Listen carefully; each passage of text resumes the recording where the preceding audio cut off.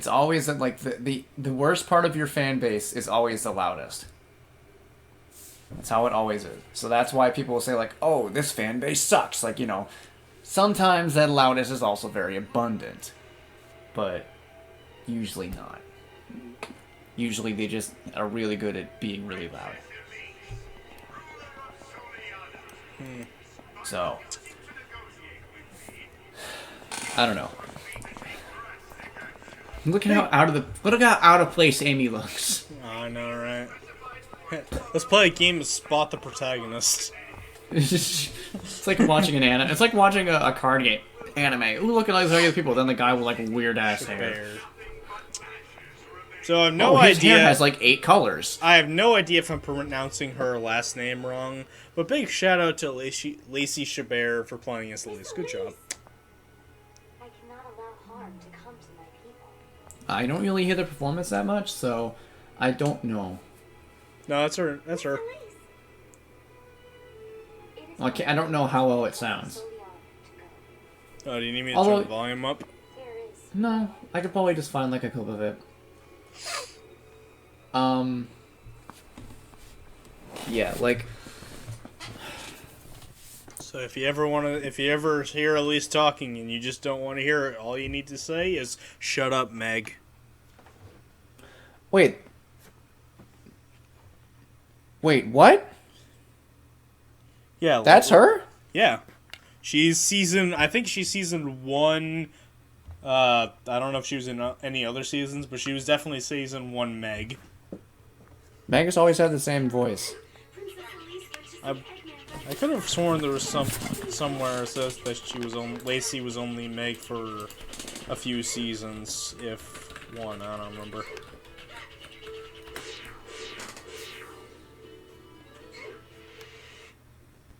But we'll always remember her from the movie, not another teen movie. Hold on, let me look at this. It's the Family Guy wiki, my god. Also, kids, did you like Wave Ocean? Because we can play it again. In fact, we are. Lacey Chabert is an American actress and voice actress. She voiced Meg for the first season of Family Guy. Yep. However, some episodes aired out of order, making some of her work second season episodes. Due to contractual restrictions, Chabert could not be credited with her work on the show, although her name has appeared later on later compilations that have included episodes she was involved in. Fuck, who was the voice actress who replaced her again?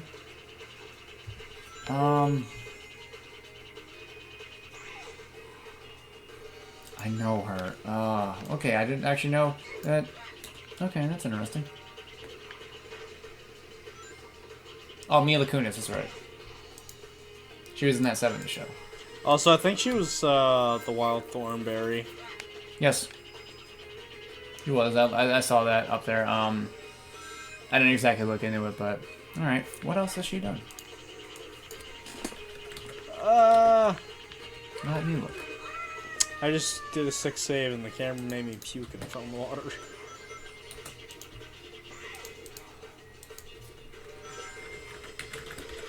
It doesn't seem like as much as others. I see a lot of cartoon work. I think she was mostly like a live action actor. She voices Zatanna in a lot of things. So that's nice. DC's Zatanna. Yeah, that makes sense. Yeah, shout out to one of my favorite superheroes. Female superheroes. I always liked her.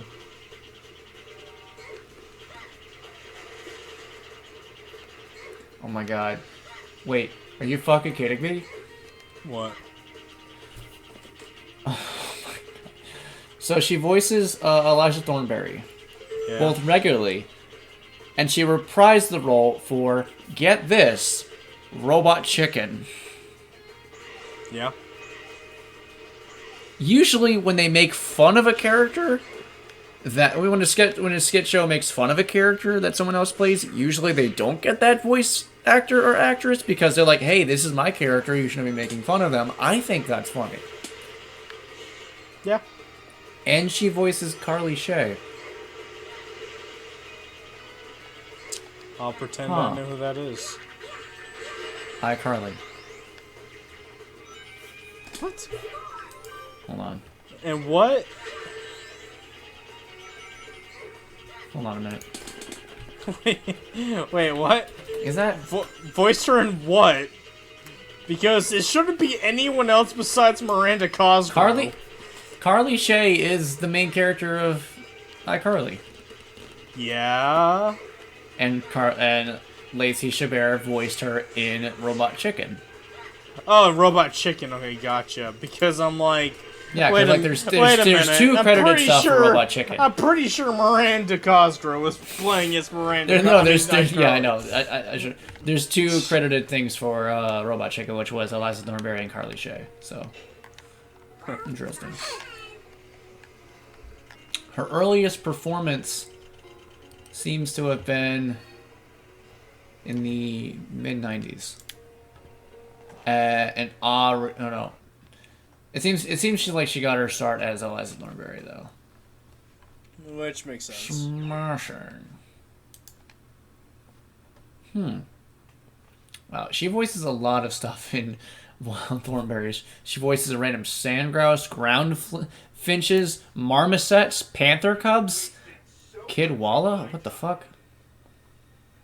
All right.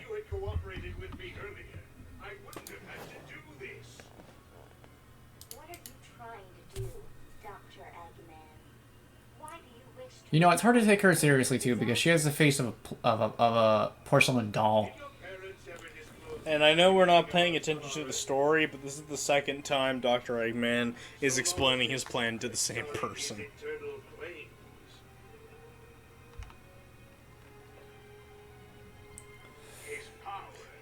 I can see his eyes! I hate that. Part of me has always hated like the whole boss explaining their plan maniacally. There are ways to make it good, but usually people don't do it that way. Like I sort of did it in a book I'm writing, but not like the whole like haha, you know, we're doing this or whatever. It's more so like a reveal in of itself that ties into the plot. Like, I don't know, it's hard to explain without actually spoiling it or discussing a lot. I don't want to get into like, oh hey, about my stuff, you know. How do you as a writer feel about the very classic I could kill you, but I'm not going to, bye lol? It depends. It ultimately depends on what exactly your aim is to write. Like, oftentimes, the thing about villains is they're at an advantage. Villains have an advantage, and the reason they lose is because of their own flaws. They overestimate themselves. They are too confident. They have they think things that the heroes don't, and thus they put themselves they make their own disadvantage. That's what they do. Like oh, this person can't beat me. Like that's why like big empires in like all like fantasy and like stuff lose, because they underestimate like the small resistance. Like, oh, they're just, pathetic resistance, and then resistance like, takes advantage of that. If your aim is to create like a villain that's flawed like that, it will work. But if you're trying to make it menacing, no. The way to make that is the villain like critically wounds the hero to a point when they're like broken, and then they're like, it's crueler to leave you alive. And that hero has to spend so much time to recover. Like, just instantly recovering, that doesn't create any tension. But if the hero's like, your legs are broken, your mind is like shattered, you PTSD, you need to like work on all this shit to like make it so you're not totally fucked up, that will work. There are ways to work around the trope to make it work, as long as you know as long as you know what your aim is.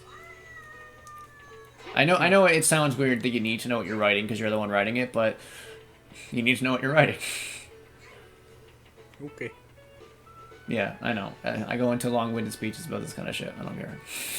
Yeah, it makes sense. So anyways, I'm not gonna act like I'm an expert at writing, but a lot of stuff I've kind of self-taught myself, as well as looking at how other people write stuff. But some things, I don't want to sound mean, are in hindsight, like, kind of obvious when you think about it. But a lot of people don't really think about it. Or some people, I should say. Not a lot of people. A lot of people do think about it like that. But True. it ultimately depends on what you're writing, because if you're, like, obviously, like, a different genre or a different story will need different tropes or different use of that trope in order to be effective. If you're writing, like, a corny action, having the whole, you know, like, I'm going to let you live, and just, like, walk away with, like, the hero, like, still totally fine, that'll work. But if you're making, like, some kind of, like, gritty, edgy show with, like, or a gritty, edgy story with, wow, I'm like, bullying this old man. Like, gritty, edgy story with, like, some, like, backbone to it, that won't work. It'll take people out of the moment. Like, oh, this villain could have easily won if he just didn't do this, but you try to make him, like, so realistic and shit. So, yeah. Goes back to remember what you're writing. And wow, this is just elder abuse, man. What the fuck? Sonic thinks it's cool. I drowned him! I drowned him! Sonic, I'm calling the police. Hello, 119, police. Hedgehog bullying old man. He's blue and has 90s attitude. Also shoes. That's the big difference between Sonic and Crash. Crash keeps up with recent trends. Sonic is stuck in the 90s. Well, the thing is, Crash is just a... Crash is a... I don't want to say a timeless character, but he's a fucking idiot. And a fucking idiot will never be will never be dated.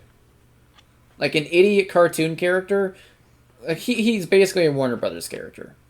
Yeah, I guess. And the Warner Brothers characters are timeless because of how they are. So, but the problem is Sonic was made at a time where, like, you have like that hero with attitude, and no matter how you change it, that's still a very dated thing. Like, there's ways to make it good, but at the end of the day, it's a trope from another decade that kind of stays in that decade. All right, so I got a rant coming. You ready? Ooh, boy, my favorite. All right. So Sonic the Hedgehog as a character. Oh. I don't know what to expect right now. All right, look.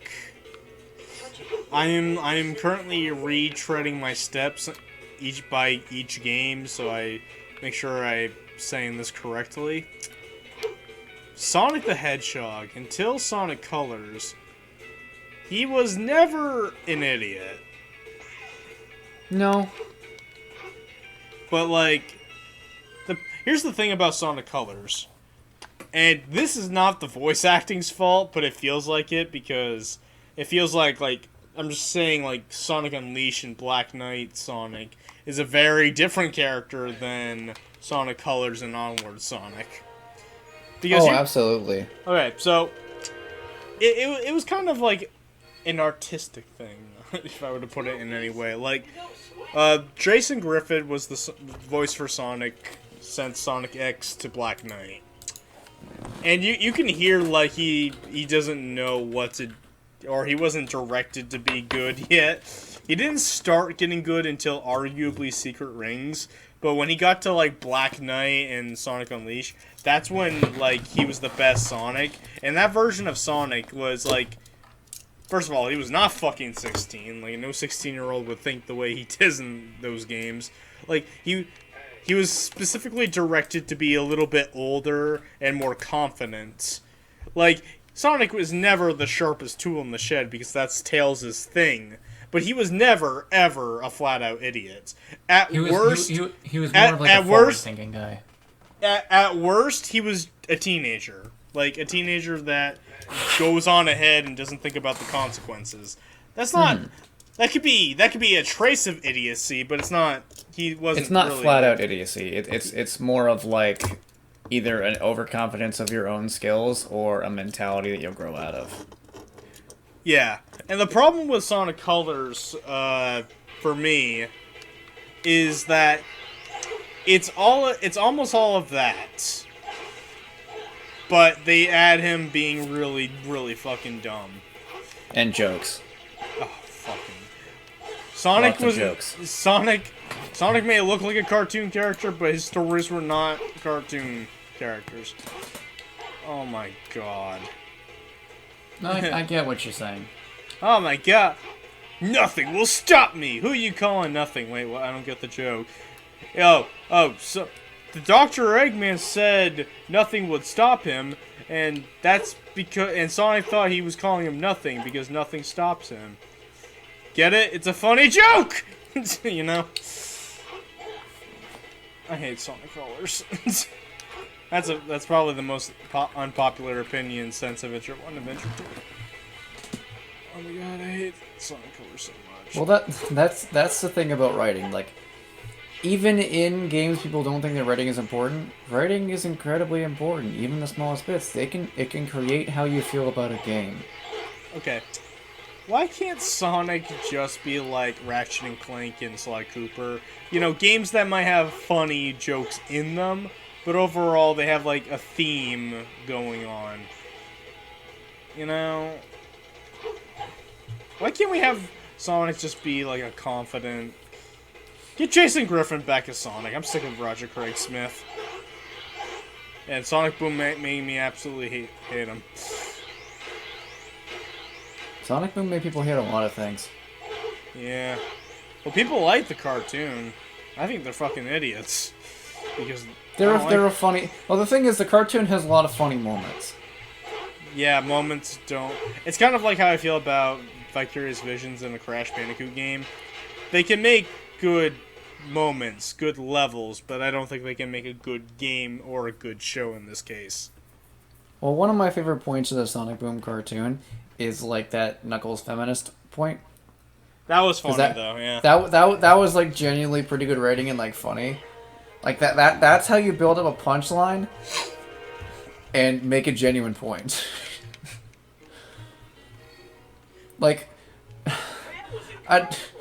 this isn't political, it's like socio-political, which is very different, and then it's like different ideologies in itself. But like if you want my honest opinion of like how you tackle that kind of stuff, that's how. Like, just go watch that clip and yes to it. Yes. You know what I hate about Sonic's new writing? Most of the jokes come at the character's expense. Like there's a lot of haha, we're terrible and terrible's cool jokes. Especially in Sonic Boom. Like, there was literally a scene where they were like, oh my god, look, it's Hippopotamus too. Hippopotamus was never good when it reached 3D. Yeah. Like, here's the thing. Like that joke I just mentioned about the feminist thing, it's not at Knuckles' expense. It's more of a surprise, wait, what? Like... Well, no, it's not. I'm not talking about Knuckles. It's a twist of about expectations. Yeah, I know. Like, it's a twist of expectations. Having a joke at a character's expense can work if, like, it's done effectively. Like, I like the whole, like, the quote unquote butt monkey. But that in itself can get tiring. Like playing through Tales of Berseria, there's lots of points when the characters kind of like pick on Magilu, but she's not always being picked on. That's why, like, whenever she is, like she has genuine points of like they connect or such. But whenever she is, it's funny because it doesn't happen that often. But they kind of have a point. It's a very not subjective, but it's very. What's the word for it? Basis by basis, like, you know, going to each game or whatever, taking it at face value from that game in of itself. There's no template on how to do it correctly. Then again, there's very few template on how to do anything correctly in terms of art, aside from like the basic stuff. All right, but it's always basic. To talk about the game for a second, I think this is like the perfect place to show this off. Okay, so look at Sonic's shoes. The very first side quest of the game gave us the ability to switch shoes, which is actually something that would be interesting to do in a future game. And when you go to the store, you buy gems to get new shoes, like such. Like, you see these red shoes? They're definitely not the same shoes. And it gives you a special ability. This one slows down time. Like, you can look at the top left timer. I let go of it. Now I'm hitting the button. It's going like slightly slower. And Slightly. the second gem I got makes you go faster. Now, Speed. do you notice what's wrong with this? There's a lot of wind up to it, or it's No. hard to control. Look at what I'm doing, and look at the HUD, and tell me what's wrong.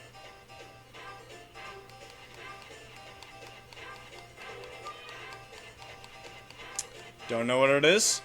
No. Alright, you see that meter on the bottom right? Yeah. That's supposed to limit the amount of these type of moves I can do doing this. Oh my god. And slowing down time. The meter's supposed to go down. But this game wasn't properly programmed, so you can use these overpowered gems unlimitedly. And we get some these are like the standard gems. We get some really broken shit later on in the game. But now, we have the hardest side quest in the game. We have to choose a true love. Amy or Elise. Actually, it is really hard because I hate both of them.